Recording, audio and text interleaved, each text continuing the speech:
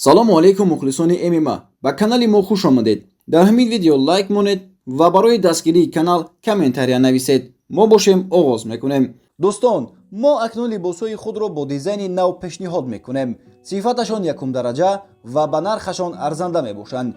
инчунин барои бародарони пойафзол дӯстдор хабари хуш. мо ба яке аз сеҳхоҳои шаҳри Доғистон ҳамкориро оғоз кардем ки чунин пойафзолҳои босифат, кори дастӣ ва кожаро пешниҳодатон мекунем.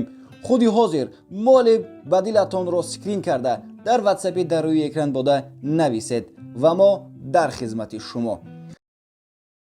имрӯз яке аз турнирҳое ки дербоз интизораш будем оғоз мешавад. турнири SCA 153 дар шаҳри Москва дар бинои баскет холл барпо мешавад ки дар он 4 варзишгари маъруфи кишвар баромад мекунанд. аз қабили Давлатманд Чӯпонов 11-3 бо Карлос Спартас 21-5, Фаридон Одилов 15-2 бо Наталисио Фило 19-7, Абдулҳамид Давлатов 7-3 бо Элхан Мусаев 9-1, Анис Ёқубов 5-1 бо Асан Сапарбай 3-0 во мехӯранд.